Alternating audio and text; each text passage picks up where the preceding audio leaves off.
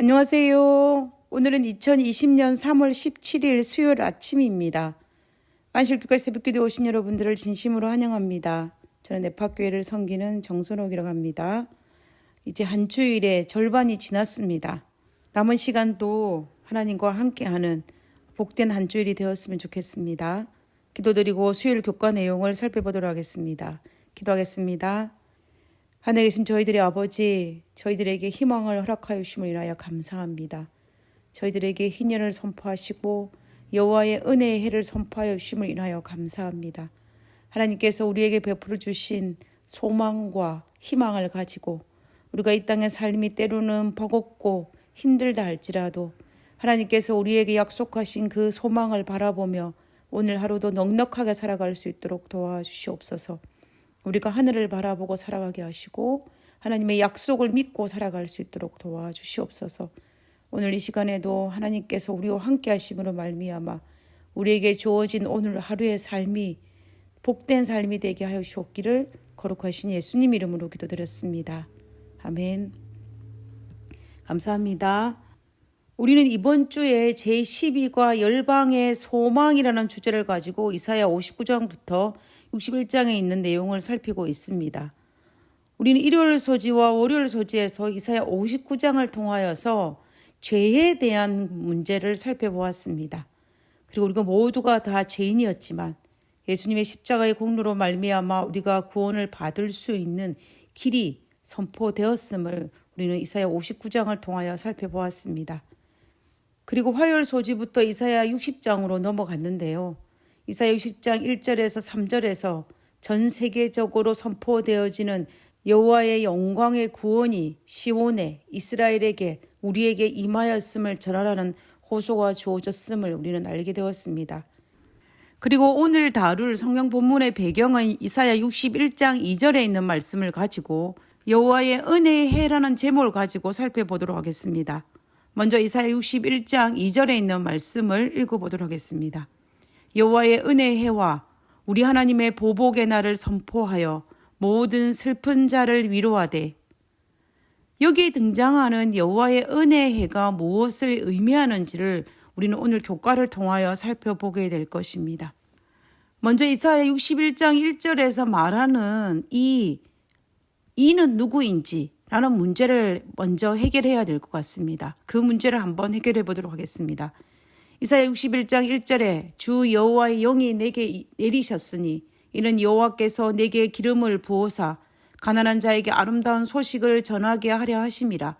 나를 보내사 마음이 상한 자를 고치며 포로된 자에게 자유를 갇힌 자에게 노임을 선포하며 여호와의 은혜의 해와 우리 하나님의 보복의 날을 선포하여 모든 슬픈 자를 위로하되.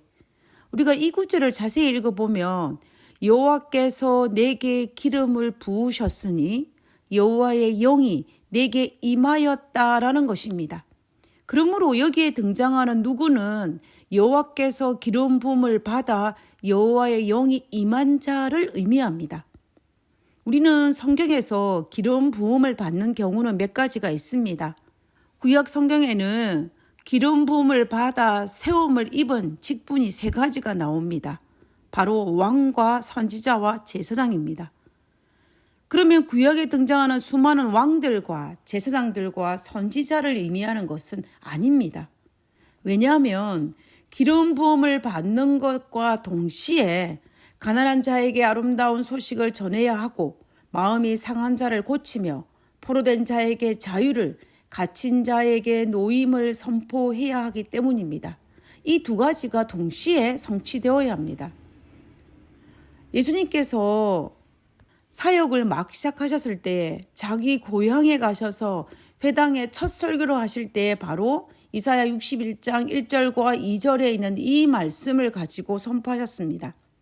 그 설교의 핵심이 무엇이었냐면은 예수님께서 말씀하시기를 누가복음 4장 21절에 이에 예수께서 저희에게 말씀하시되 이 글이 오늘날 너희 귀에 응하였음이라 하시니라고 하였습니다. 이 글이 의미하는 것은 바로 이사야 61장 1절과 2절에 있는 이 말씀입니다.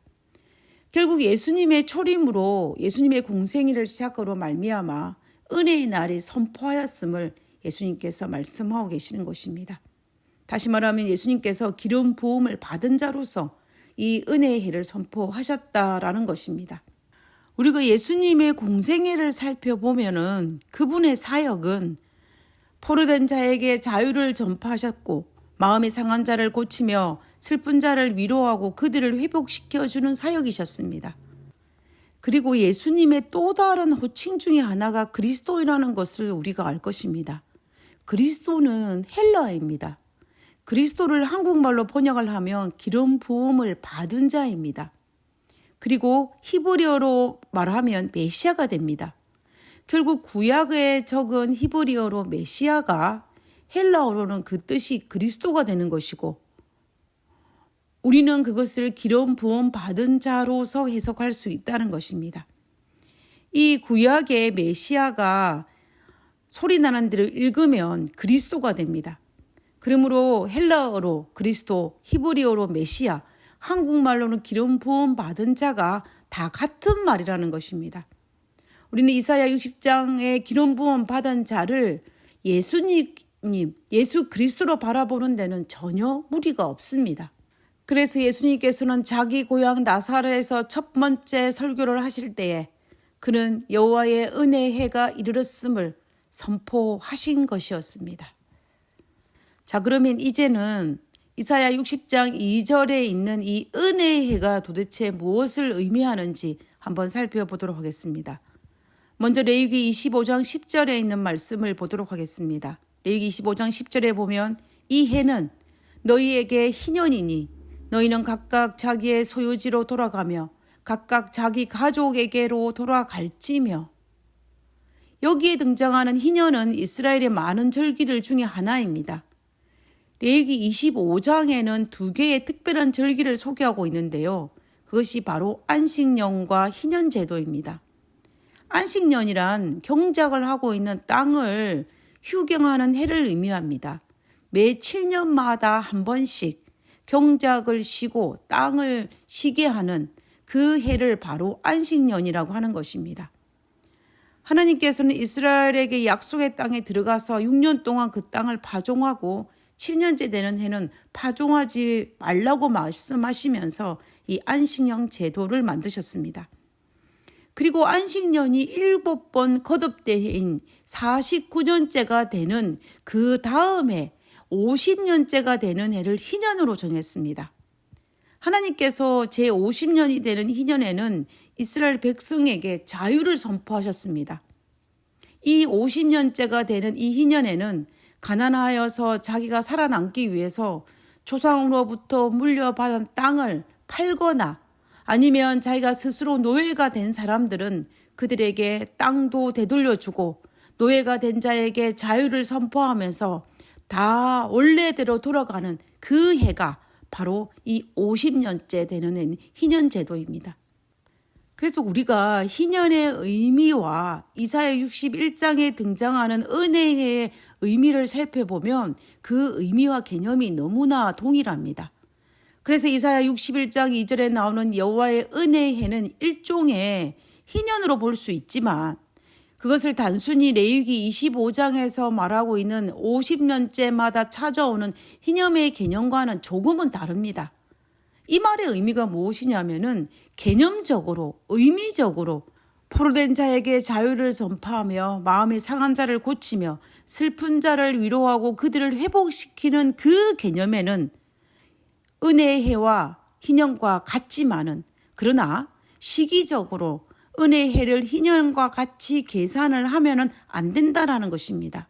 희년은 매 50년마다 찾아오지만 여호와의 은혜의 해는 매 50년마다 찾아오는 그런 개념으로 받아들일 수 없다라는 것입니다. 날짜 개념, 시기적인 개념으로는 여기에 적용할 수 없다라는 것입니다. 실제적으로 은혜의 해를 희년의 해로 시간적인 개념으로 적용하여 여러 가지 방법으로 희년을 계산하여서 예수님의 재림의 시기를 정하였던 무리들이 있었습니다. 그래서 몇 년마다 이 희년이 사람들 사이에 회자되기도 하였습니다. 그러나 우리가 여기에서 정확하게 알아야 할 것은 여호와의 은혜가 희년을 바라보는 데에는 시기적인 것을 의미하는 것이 절대로 아니고 희년의 의미, 포로된 자에게 자유를 선포하는 여호와의 은혜의 그 의미가 같다라는 것입니다. 물론 우리가 예수님의 재림을 간절히 기다리는 마음은 이해하지만 그러나 그 간절함이 잘못되어 예수님의 재림의 시기를 정하는 어리석음을 범하는 그 일에 우리는 절대로 동참하지 말아야 할 것입니다.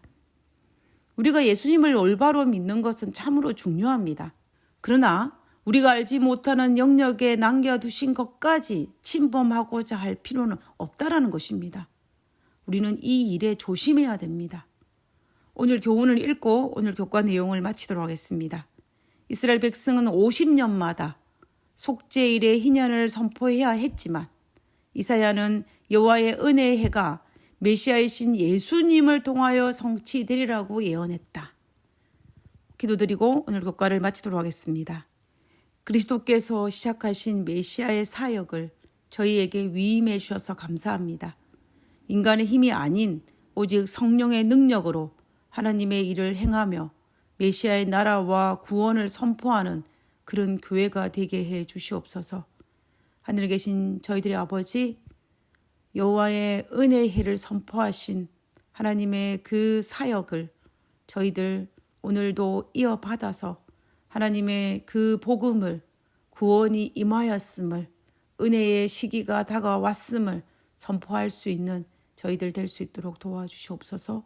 오늘 하루의 삶도 하나님께서 우리와 함께 하시는 삶이 될 수 있도록 도와주시옵기를 거룩하신 예수님 이름으로 기도드렸습니다. 아멘.